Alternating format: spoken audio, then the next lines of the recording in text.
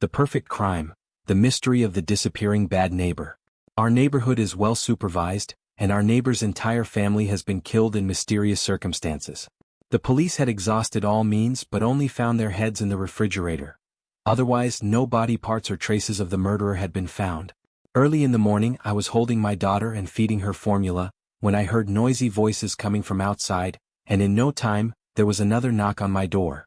I opened the door to see two policemen standing in the doorway. Next door, 1603 neighbor's house, security door open, many police in and out. Elevator near the corner surrounded a lot of people. There are property, but also the neighbors of the same building, all look panicked. Is something wrong? I asked nervously. The middle-aged policeman pointed to the monitor above my door and said, "There's a case that needs your cooperation, so let me ask, is this monitor of yours working properly?" "Cooperate, definitely cooperate. This is my home surveillance backup, take a look." I hurriedly took out my cell phone and opened the playback function of the camera app. After the policeman next to me took away the cell phone, the middle-aged policeman, still keeping a close eye on me, asked in a homely manner, "Is it convenient to come in and sit down?" I stepped back from the doorway and led him into the living room. The other party entered the room and glanced around for a few moments, finally resting his eyes on my daughter. "The little cotton-padded jacket is so pretty. How old is she?" 11 months. "Fast tube catch week ah." The middle-aged policeman teased my daughter for a while and suddenly asked, "Are you alone in the house? Where is her mom?" "Angry back to her mother's home." The middle-aged policeman smiled and said, "It's not good for the young couple to be in conflict. By the way, what do you do? It's surprising that you don't go to work on weekdays. Internet writers usually write at home with children, do not need to go out to work." The middle-aged policeman immediately showed an envious expression.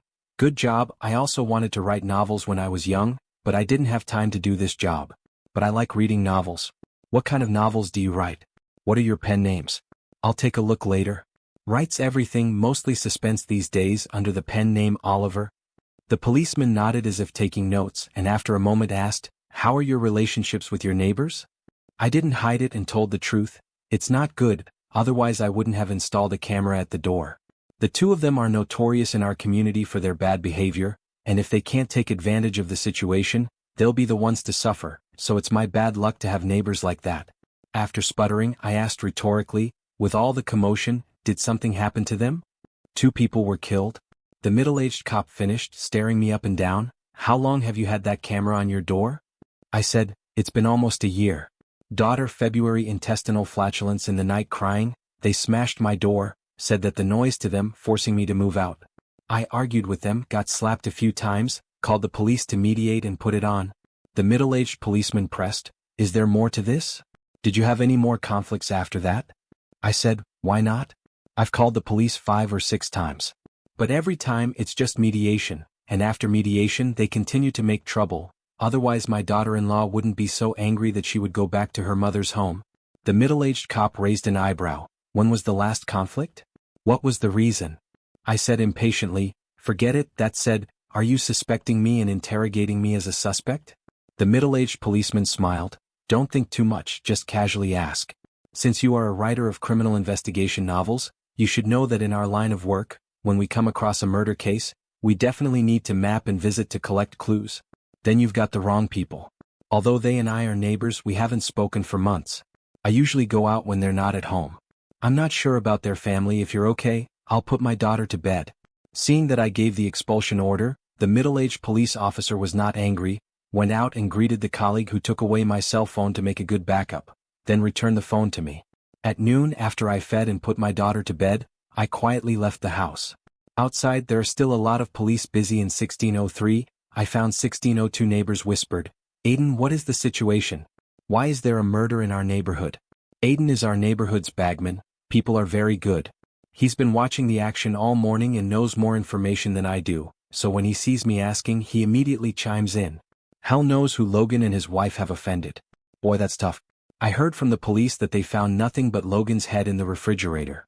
I don't know where the killer hid Logan and Logan's bodies. I was puzzled.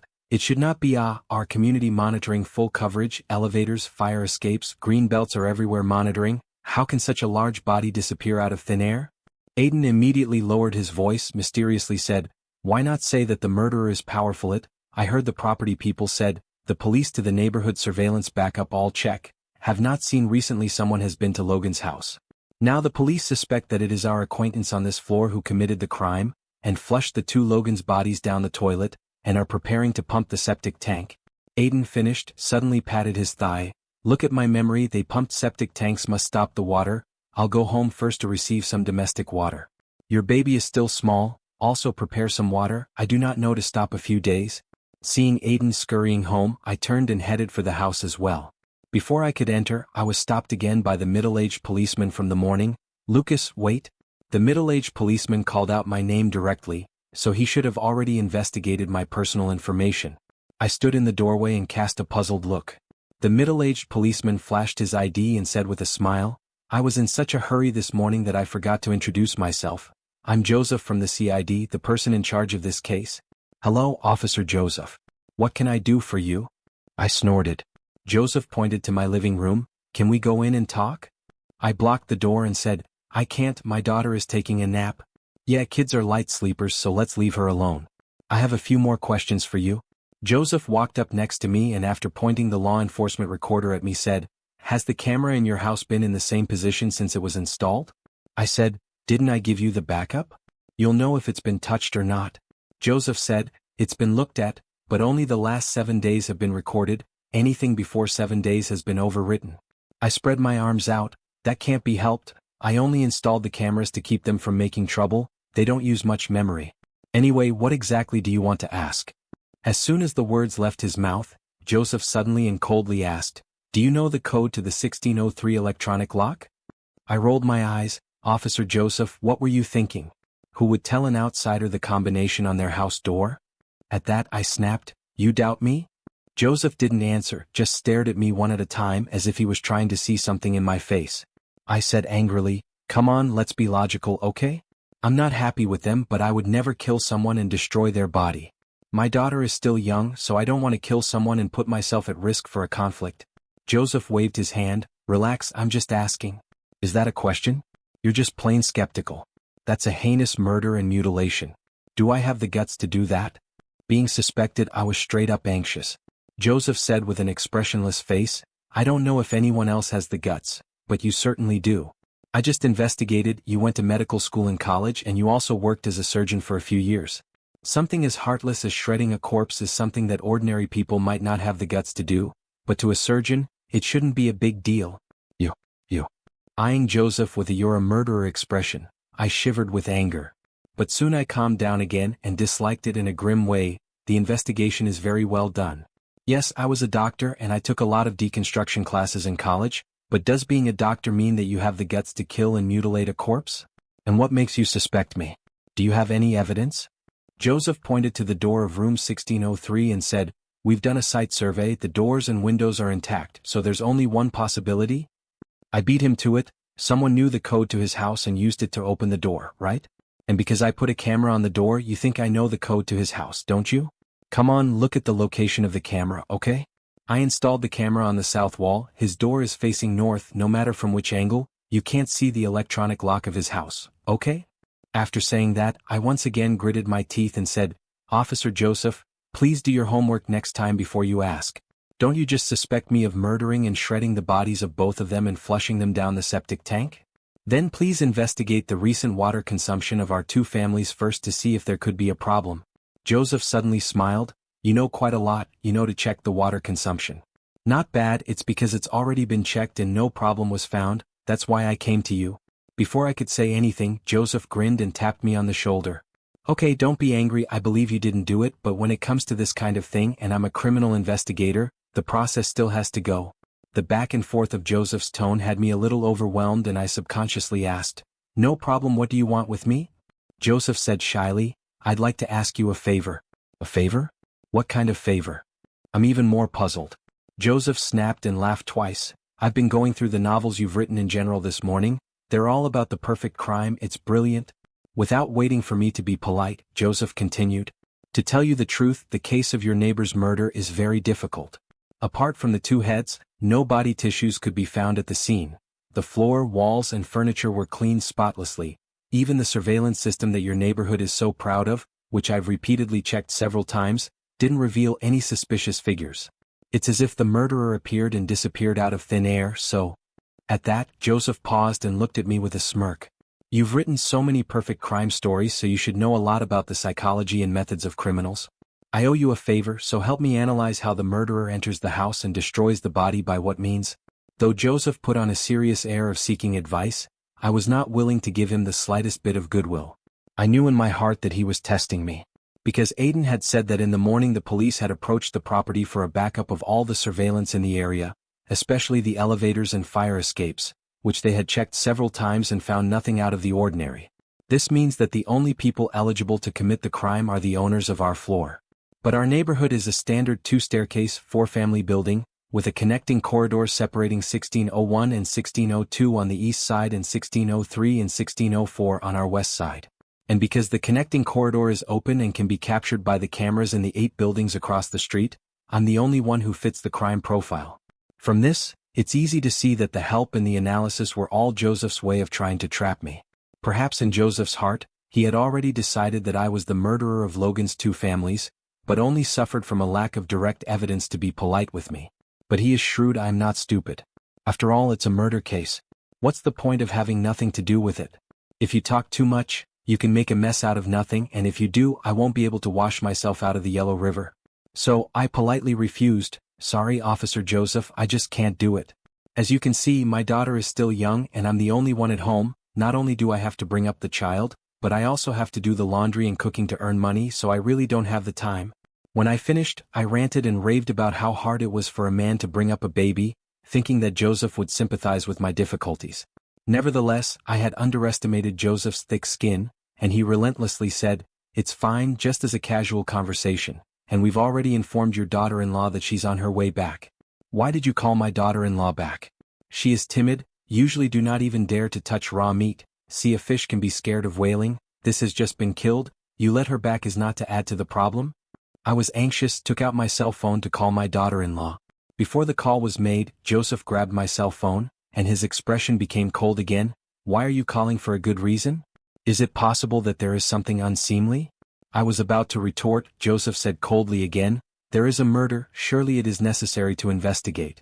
If it is not to see your daughter is still small, early to bring you to the police station. Honestly, wait for a while. Your daughter-in-law came with us to go. Now that I've said it, I'm not going to pretend, I'm just going to lay it on the line. So you've decided that I'm the one? Do you have proof?" Joseph shrugged. "No proof, but we have plenty of time. I want you to remember that fiction is always just fiction. It doesn't equal reality. The reality of a police case is not the same as what you wrote in your book."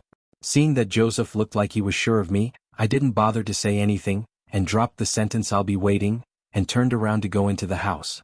Inside the bedroom, I hugged and kissed my sleeping daughter until my daughter-in-law returned, then I reluctantly put her down. My daughter-in-law was about to speak when I glanced at the 2 female police officers following behind her, stepped forward quickly and wrapped her in my arms. "It's okay, routine interrogation. I've been away from home for the past 2 days, so I've worked hard for you. Our daughter's milk powder is fed once every 6 hours, 150 milliliters at a time. In the middle of adding complementary foods, be careful not to feed too much so as not to accumulate food." I rambled on about the do's and don'ts of caring for my daughter-in-law until Joseph pulled me away and my daughter-in-law was sobbing uncontrollably. Seeing this, I said angrily, "Why are you crying? I'm going to cooperate with the investigation, not to be shot. You're a grown-up now and you only know how to cry when something happens. What else can you do but cry?" When I yelled, my daughter-in-law cried even louder, and even my sleeping daughter was woken up and cried along with me. The home is filled with ear-piercing cries. I walked impatiently to Joseph and said angrily, "Is this what you want? Just you wait, I'll file a complaint against you when this is over." Joseph didn't say anything either, just beckoned with an expressionless face and had his colleagues behind him escorted back to the CID's interrogation room. For the first time in my life I was in the police station or sitting on the trial bench. I was not afraid, but I felt new when I looked at everything. However, time went by and I waited for hours without Joseph coming back or the police giving me a statement. Soon my patience was worn out. Is it so damn boring? I was locked up in a small room of less than 10 square feet, dimly lit, with not even a single light on, and I was not allowed to go to the bathroom. Especially when the air conditioner is on the lowest temperature, like it doesn't cost anything, and I'm sitting in an iron chair that's so cold I can't lie down or lean back. It's as hard as it gets. Losing my patience, I got agitated and yelled, "Joseph, come out here. You called me to cooperate with the investigation. What do you mean by not showing up? Don't think I don't know the law. Even if I'm a suspect, you can't mistreat me. It's written in the criminal procedure law that when a suspect is summoned or detained, he shall be guaranteed food, drink and necessary rest time." As the light in the interrogation room grew dimmer, I grew more and more annoyed. But my screams didn't attract anyone's attention, as if they had forgotten me as a person. After about 8 or 9 hours, still no one came to give me a statement, and I was the only one in the entire interrogation room. What angered me the most, I couldn't hold my pee after not going to the bathroom for 8 or 9 hours. A grown man peeing his pants, that's nothing. But no matter how much I screamed and kicked and made noise, no one came in. It was at this moment that I came to a profound realization of the meaning of Joseph's words. He does have time to spend with me, and he has a myriad of legitimate reasons to explain and spend with me. He's right, fiction is fiction, real life is real life. The reality of police work is nothing like fiction. And there's nothing I can do about it. Argumentatively, you have to see people too. But what about me now? What else can I do but curse in my wet pants? After a few more hours, I was tired of cursing, hungry, and the hunger in my belly coupled with the exhaustion of bringing up a baby day and night made it impossible for me to lift my spirits any longer. I want to sleep but I can't. I tried to get up, again I couldn't. In the end, all I could do was try to squint a little in an awkward position with my arm propped up on the interrogation chair and my head tilted over my left shoulder. Just as I was getting confused, the door to the interrogation room opened. Joseph walked in with an apologetic face and came up and said, Sorry, there's too much to investigate, I've kept you waiting." "How, what's that smell?" Joseph covered his nose, stared and glanced at my pants, and immediately cursed at the officer who followed him. "What are you doing? How can you not let someone use the restroom?" The young constable looked aggrieved. "Brother Joseph, I'm busy too. I'm busy pumping the septic tank in the afternoon. How can I have time to come back and take care of him?" Joseph said angrily, "That can't be locked up all the time, come on, get a pair of pants." After that, Joseph added to me, "Hungry? What do you want to eat? We provide a la carte service here." Seeing their movie star on the stage duet, I became more furious, still pretending, what's the point? Isn't it just a fatigue interrogation? How rare. Instead of being embarrassed by my pointing it out, Joseph sat down with a smile on his face and didn't even walk away from the constable who was trying to get my pants. Joseph cleared his throat and said in a nonchalant manner, "Don't speak too harshly, young man. We were indeed busy to the point that we forgot you were still in the interrogation room. It was an oversight in our work. If you feel that you have been treated unfairly, you are always welcome to complain." Cut. I skimmed my mouth dismissively, knowing in my heart that he was gagging me ahead of time, and that even if I went out and complained on the grounds of being mistreated, they'd use their busy schedules as an excuse, and end up being painless. So there's no point in messing with him over this shit. So I asked, "When can I leave?" If I remember correctly, the law states that the maximum time for a summons should not exceed 24 hours. Joseph nodded. "That's right, it's not for more than 24 hours. No, I've just finished my work, and I came to find you without even sleeping. Let's open up and talk about the killing of the Logan family. Are you going to admit it yourself or I'm going to help you recall it?" "Wait." I interrupted Joseph and snarled angrily, "What do you mean I admit it to myself? What? Do you have proof that I killed the Logans? You're still a cop, don't say anything without evidence, don't think I don't know the law. Even if you're a cop, without evidence it's still a false accusation. I'll sue you for libel, believe it or not." Without waiting for Joseph to speak, I gave another verbal output. "Officer Joseph, don't think you're so great just because you're a criminal investigator. According to the law, even if you have evidence to prove that I killed someone, as long as the court hasn't pronounced judgment, I am still just a suspect. Please don't talk to me with a sure tone. And, do you have any proof? There's a camera on my door. I've got a clear picture of what I do every day. What makes you think I killed Logan's family? Let's take it one step further. Even if I'm the killer, what about Logan's and Logan's bodies?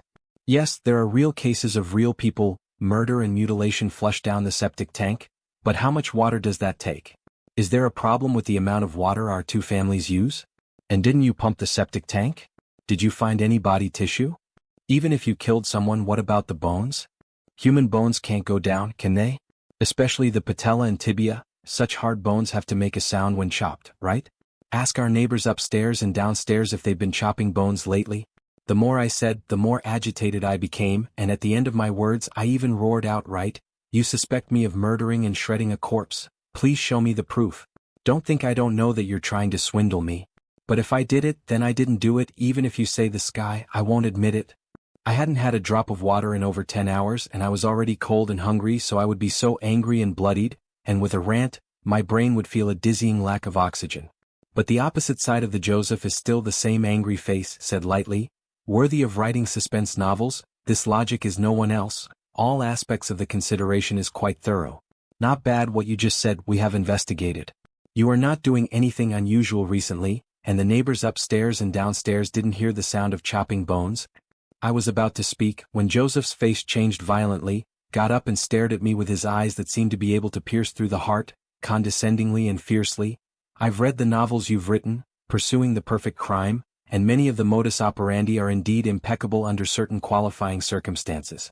But don't forget, novels can only be novels. Perfect crime doesn't exist in reality at all. After saying that, Joseph directly threw out a printed report and threw it in front of me. I forgot to tell you, times have changed, technology has advanced beyond your imagination. Even if a person's head is frozen in a refrigerator, it is still possible to determine the approximate time of death. I glanced at the report issued by the coroner and grunted, "What does that mean?" Joseph saw this and clapped his hands. "Awesome, sometimes I have to admire you internet writers, your mental quality is really strong. Is it because you usually write too many crime novels and have simulated various scenarios in your mind, so much so that you can be calm and collected even when the evidence is in front of you? Cut the crap. If you have something to say, arrest me if you have evidence." I didn't want to talk nonsense and disliked it directly. Joseph pointed to the time of death on the report and took a bunch of printed photos from the information in front of the police officer, and said with a sneer on his face, "The method is quite high, killing and splitting the body more than 10 days in advance, and then freezing the head in the refrigerator, and then using the gap between going out to take out the garbage every day to throw the body out little by little. However, you think you can hide it from the world this way? That's pure dreaming." Saying that, Joseph threw those photos in front of me. Dozens of photos, looking at the images from the in-elevator camera, show the time of day I ride the elevator and what I carry. It seems that Joseph really hasn't been idle at all today, and has investigated me quite clearly. But for him to think that he can bluff me with just this, that would be a dream.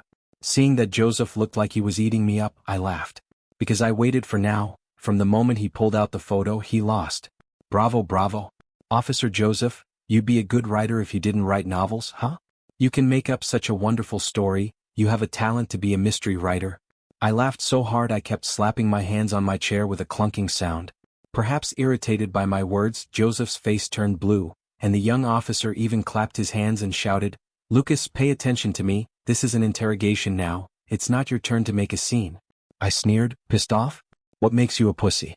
Haven't I been complimenting Officer Joseph all along?" Without waiting for Joseph to speak, I snatched the first words. "Officer Joseph, you're a police officer. In terms of criminal investigation skills, I'm not as good as you. But when it comes to logical reasoning, I've never really convinced anyone. There are too many holes in your reasoning just now. Really, just what you just said, but any old bookworm who has read a few years of suspense novels can find the flaws." Joseph huffed and puffed as if he was trying to force down his anger. I wasn't afraid to tear myself away from him and said frankly, "First of all, don't you think it's ridiculous to say that I killed and split the body 10 days in advance and then took the opportunity to dump the body every day when I went downstairs to take out the garbage? It's a corpse. Where can I throw it? In the trash? Wouldn't the neighborhood sanitation workers call the police when they found it? The most important thing is, if I really did kill and mutilate the body, why would I leave 2 heads in the refrigerator if I could get rid of most of the body? Why not get rid of them altogether? Also, you just said I killed someone 10 days earlier. If Logan and his family died 10 days ago, why didn't his relatives, friends, and co-workers find out these days? Why didn't you call the police earlier or later, but only today?" I kept sneering at the logical errors in Joseph's words, and finally even pointed at the so-called photographic evidence and issued a merciless mockery. "Eyes are a good thing, but you don't have them. Can't you see what's in the transparent garbage bags I throw away? Even if you can't see, you know the address of the garbage dump, right? Go find it. Don't tell me you haven't looked for it. It's a shame if you don't even have that kind of common sense." My words with barbs, the Joseph refuted speechless. See him not speak, I once again provoked. "Che, criminal investigation. I thought how marvelous it is, dare I say that away from the technical means nothing?" At these words, Joseph's face turned blue, and the small police officer next to him was so directly annoyed that he slapped the table and screamed to turn off the camera to beat me. But his threatening behavior was quickly stopped by Joseph. What was even more unexpected to me was that Joseph took a few deep breaths, and after calming down his emotions, he actually opened the handcuffs for me with a smile on his face. I told you that you guys who write suspense have enough brains to analyze it without even going to the scene to see it. Joseph compensated with a smile as he helped me up. Buddy, it's all a misunderstanding. I was forced to say those things just now. The nature of this case is too bad. The top is in a hurry. I really have no choice but to provoke you. Want to see your standard? As the old saying goes, it is better to invite a general than to provoke a general, and now it seems that my method of provoking a general is not bad. Changing faces. Another change of face. The contrast between the before and after was a perfect one, and the acting was so perfect that I almost believed it if I didn't know what Joseph was really up to. Though Joseph's lips were agitated, I was no fool. But he hasn't found any evidence yet. If he finds the slightest clue, he will definitely bite me to death. But I'm in the interrogation room now, so I can't afford to make a scene with him, or I'll be the one who loses out. So I pretended to change my pants and asked him when I could be home. But Joseph said, "What's the hurry? We're supposed to pay for your dirty pants. Go get a pair of pants for my brother." The young constable hurried away while Joseph pulled me toward his office. By the time I had changed my pants, Joseph wouldn't let me go and had to buy me dinner, saying he wanted to talk to me. In the wee hours of the morning, the CID cafeteria had long since closed, so Joseph sent the officer out to get some more meals to bring to the office. I was really hungry and couldn't wait to eat my meal as soon as it arrived. Within a few bites, Joseph was rambling on about how he wanted me to help him analyze how the killer got in without breaking the door or window of the body and how it was destroyed, but his eyes were fixed on me, watching my facial expressions. I just dropped my chopsticks and said, "What? Are you trying to trick me?" Joseph laughed, overthinking it again. "Are we? What are you talking about? I admire your talent. I want to ask for your advice. Let's work together to solve the case. Make it up, make it up." I stared at Joseph without looking away, and between the meeting of my eyes, I clearly detected the wariness and suspicion in Joseph's eyes. It's just that I underestimated the thickness of Joseph's skin. Being ridiculed by me, Joseph still giggled. "Seriously, after I learned your pen name in the morning, I've read the stories you've written. They're really not bad. By the way, in one of your stories, isn't the real murderer of a serial accident case the one who pretends to simulate the crime in front of the police to give them misleading information, playing the information gap? Why don't you try to simulate Logan's murderer and help me analyze how he dumped the body? Gotta be, it's still a dog's dinner." Even though I knew that the more I said, the more wrong I would be, Joseph's demeanor was such that if I didn't say something, he wouldn't let me off the hook. After clarifying the situation, I simply lit a cigarette and took a drag. Psychological simulation also needs to have a factual basis. I don't even understand the basic situation. Analyze a hammer? Seeing that I was relieved, Joseph hurriedly said, "That's fine, I'll tell you about the case in general. The situation is similar to what you've heard. We were alerted around 6 in the morning. Who called the police?" I asked. Joseph said, "The property in your neighborhood." Huh. When I heard it was the property, I froze and wondered, why did the property call the police? Did they ask why? Joseph said, "The property owner said that the Logan family has been in arrears with their property bills for years, and they have been coming to the door every now and then in order to ask for money. Before it was fine, the Logan family opened the door even though they didn't pay. But recently knocked on the door, no movement, thought it was moving, but the property manager checked the surveillance, found that the Logan family went home 2 weeks ago and has not come out, afraid of them having an accident, which is why the police." "Yeah. Go on then." I flicked the ashes of my cigarette and gestured for Joseph to continue. Joseph said, "At first it was the district police station that went over there, after breaking down the door and finding no one in the house, after searching around and inadvertently finding a human head in the refrigerator, they notified our CID team to go over there. You should have heard about what happened later. We used all kinds of technical means and found nothing except the heads of the two of them." I asked, "Just no marks? Fingerprints, footprints, blood residue, signs of a struggle?" Joseph shook his head. "No, the site was cleaned very well." Upon hearing this, I was puzzled. It shouldn't be. Normally, killing and splitting a body will result in a lot of bloodshed, and if it gets on the floor, sofa, or walls, even if it is cleaned up, you should be able to detect it through technical means, right? Joseph sighed. "That's what I'm most puzzled about. I've been up to every trick in the book and froze. I wondered, how did the murderer kill? And how did they split the body? It's so slick, it's like it wasn't the first scene at all." After saying that, Joseph stared into my eyes again. "And the surveillance in your neighborhood, it's called comprehensive. From the entrance door to the green belt, to the elevators and fire escapes, it's almost like it's all-encompassing and has no dead angles. But I just can't see the murderer. You say, where on earth did this murderer come from? Joseph spoke vocally, but his words had the air of a seduced confession, and his eyes were on me from start to finish, like he was trying to see through me. I have to say, the old detective's eyes are very poisonous and his mind is extremely penetrating. He should have suspected me from the very beginning. Like he said, our neighborhood surveillance is very comprehensive, and hard to say a dead end would be the corner after exiting the elevator and going to the security door. And 1603, where the murder took place, is adjacent to 1604, where I live, and the only dead zone for surveillance is at the common access point between our two homes. After all, no one wants a property owner to put cameras in front of their house and watch their every move. It was also that dead end that led to the lack of surveillance, and also the fact that I, who lived in 1604, was the most qualified to commit the crime. Because Joseph had said that they had checked the elevators, fire escapes, and all other surveillance footage that could lead to 1603, and there had been nothing out of the ordinary in the recent past. So he suspected me and made me his main target of detection. But I wanted to laugh. Yes, there is no problem with his detective process, but he made a common-sense mistake, being greedy and striking a nerve. As a criminal investigation, in the absence of any evidence clues, think of speculation, trying to find clues by inducing confessions, fraudulent confessions, farce? I pressed out my cigarette butt and closed my eyes after listening to Joseph's account of the clues they had. After a while, I opened my eyes and lit another cigarette. According to the present situation, it seems that I am the murderer, and I am the only one who has the conditions and the time to commit the crime. Plus the conflict between Logan and I, we even have the motive for the crime. When I finished, I exhaled a smoke ring and waited with interest for Joseph to speak. Joseph heatedly laughed. Look at what you said, how to analyze yourself into it.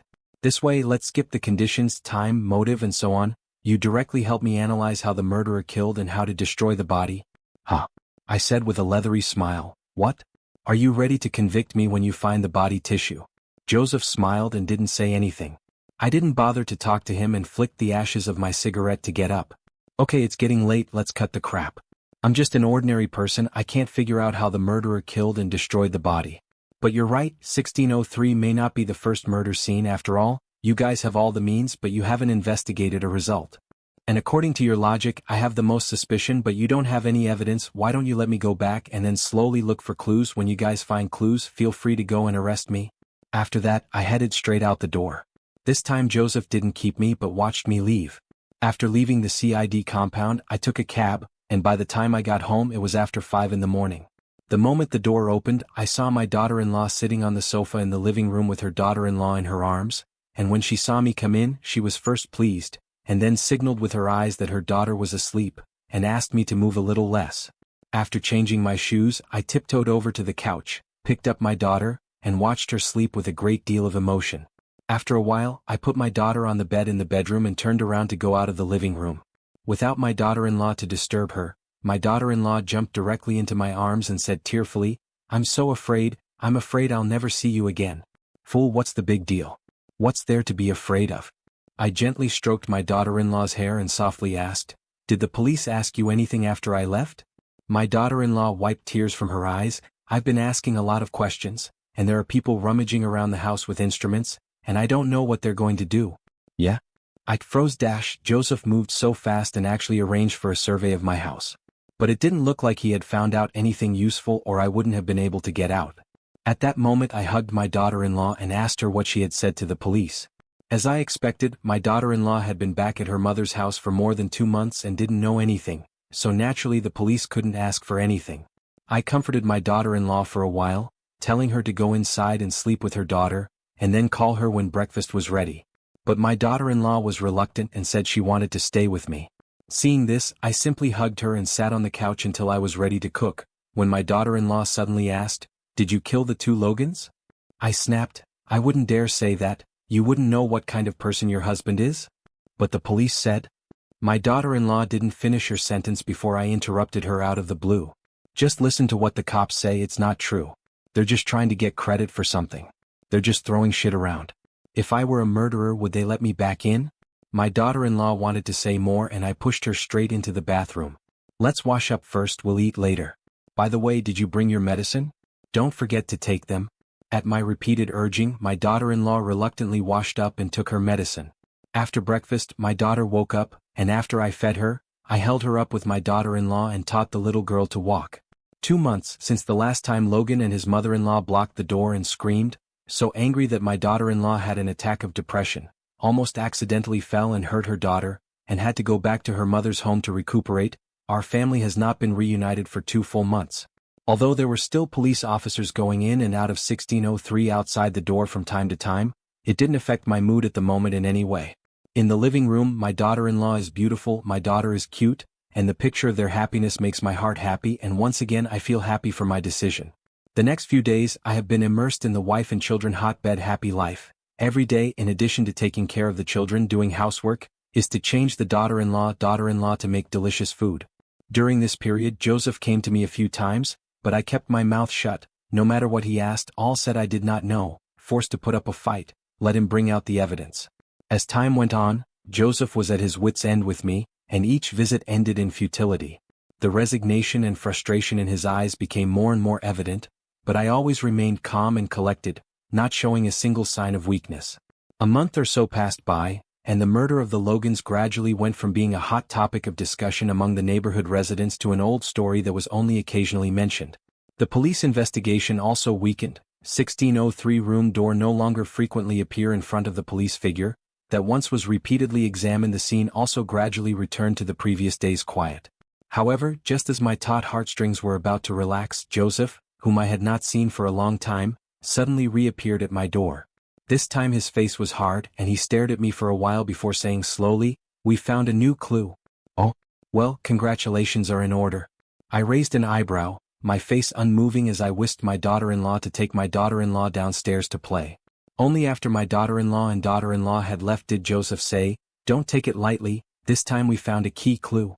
With that, he took a picture out of his bag and dumped it on the coffee table. "Read it for yourself and explain it to me afterwards." The photo is of a white wall. On the white wall, there were a few fingernail-sized bits of siding putty blackened and translucent with burlap, and I only glanced at them to realize what the so-called key clue was. Sure enough, he'd found it after all. But what if he finds out? I still have a million reasons to explain. After all, our neighborhood has been handed over for several years, so who can guarantee that the wall outside their front door is as shiny as ever? But in order to avoid unnecessary trouble, I chose to play dumb and asked in a puzzled manner, "It's just a wall, why is it a clue? Do you suspect that the murderer built the bodies of Mr. and Mrs. Logan into the wall?" Joseph grimaced at his words, still pretending. "Do you know where the wall is in this picture?" I shook my head, indicating that I didn't know. Joseph directly pulled me out of the door and pointed at the wall north of my security door and droned, come on, explain to me why there are tape stains in this place? Don't use the New Year stickers and outsiders dabbing small ads as an excuse. We have surveyed the tape marks, the formation time is not more than a month." Joseph said, while pointing to the position above the north wall near the corner. "A pair of tiger eyes are emitting a sharp light that is difficult to look directly at, as if any lies in front of this pair of eyes will be nothing to hide." I took a deep breath and tried to sound more natural and composed. "Officer Joseph, I really don't know what these tape marks are all about. I can assure you that we haven't put up any tape in our house lately, and if you don't believe me, then there's nothing I can do about it." As soon as the words left his mouth, Joseph got annoyed. "Good for you, Lucas. You really don't want to see the coffin, do you? Come on, I'll have a word with you then. Come on, look here." Joseph pointed again to the camera on the south wall of my doorway before pointing to the combination lock on the security door of Logan's house. As I watched with indifference the entire time, a cold smile curved the corners of Joseph's mouth. "What? Do I need to explain it to you in detail? You put mirrored stickers on the wall opposite the camera to spy on the code to the Logan house's electronic lock. Once you obtain the code, you quickly remove the stickers without leaving any traces, which is quite a skillful technique," Joseph said with a confident I've seen through you look in his eyes. When he saw that I didn't retort, he got the better of me and said, "If I'm not mistaken, you should have known the code to Logan's house a long time ago. You've been waiting for your chance, haven't you?" Joseph's voice was questioning and provocative, as if trying to force me to admit his suspicions. However, I never said a word but just listened quietly to Joseph's reasoning, listening to his description of how I opened the door in the middle of the night with a code, entered the house and killed people, and how I divided. It wasn't until Joseph finished that I applauded with a mocking smile on my face. "Brilliant, just brilliant. I almost thought I was the killer when I heard you say that." "Aren't you?" Joseph sneered. I shrugged, then held up 3 fingers. The story is wonderful but the logic is all wrong. I'll ask 3 questions and if you can answer them, I'll go with you right away, and do whatever you want to wrong me." Without waiting for Joseph to speak, I said quickly, "First point, you said I put reflective stickers or something like that on the corner opposite the camera to spy on the code of their security door. Do you have any proof? Stickers, mirrors, whatever you find that has my fingerprints on it, I'll admit it." Joseph was too angry to speak. I snorted, "How dare you say something without evidence? Are you a criminal investigator or not? Don't you know the difference between clues and evidence? Even if the evidence is ambiguous, when it comes to the court it will eventually be dealt with on suspicion." After disliking me, I said again, "Second point, listening to your analysis just now, I should have entered the house in the middle of the night and killed someone. Then, please tell me why you didn't survey any bloodstains, traces of fight in Logan's house? Come on, it's murder, it's got to be a big deal, and these two are that honest that they're just going to let me do it? Most of all, where's the blood? How much blood has to squirt out when you cut off a person's head? Like you said, technology has advanced, and even if it's cleaned up, it's possible to detect years of blood on walls, couches, fabrics. If I really did break into the house in the middle of the night, why didn't you detect any traces? Didn't you also suspect that their house wasn't the first seen and arranged for someone to check my house?" Joseph still couldn't answer my second question and his face was terribly somber. "So," I said dismissively, "last question, where's the body? Together, the two of them, even with their heads removed, are over 200 pounds. Do you have no idea about 200 pounds? If not, please go to the market and see how big a piece of meat is when I have the ability to make them disappear out of thin air." 3 questions in a row, each one hitting a sore spot for Joseph. Seeing that Joseph couldn't answer any of the questions, I said even more proudly, "Haven't you investigated me? Don't you know what I did every day for a month before the murder? And you also checked my house. Did you find any evidence? I still say you are welcome to arrest me anytime you have evidence, but if you don't have evidence, please don't bother me in the future." After saying that last sentence, I simply left Joseph behind and headed for the elevator. When I walked to the elevator entrance, I purposely waved my hand at Joseph in a provocative gesture while pointing at the camera in the elevator room and said, "Officer Joseph, you are right, technology has indeed advanced and surveillance is a good thing. With this camera as a witness, you will never be able to pin the murderer charge on me in your life." When the elevator doors opened, I laughed even more triumphantly. "Ha see. I thought how awesome."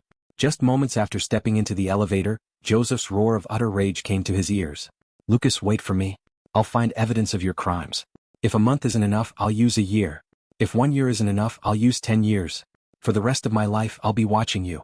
I'll keep you on the edge of your seat, I'll keep you on the edge of your seat. You'll never escape the law." Joseph's voice was full of firmness and determination, as if a ferocious cheetah had locked onto its prey and wouldn't stop until it achieved its goal. And although I kept my composure on the surface, I couldn't help but feel a chill inside. I knew that from this moment on, the battle between Joseph and I had truly begun. But am I afraid? No, I'm not afraid, not at all. Because I know my own tactics very well. As long as I don't voluntarily admit it, no one can find evidence of my crimes. After all, so much time had passed that the body tissues of both of them should have long since disappeared between heaven and earth. When I went downstairs, I looked at my daughter-in-law who was playing with her daughter-in-law on the slide in the neighborhood, and the corners of my mouth turned up with that long-lost feeling of happiness. That's right, I killed Logan and his family from the first time they came to my door to make trouble and slapped me a few times in front of my wife and kids. It was just that my daughter-in-law was still young at that time, and my daughter-in-law had been urging me to hold back. Plus I hadn't yet conceived of a perfect method of committing the crime, so I held back.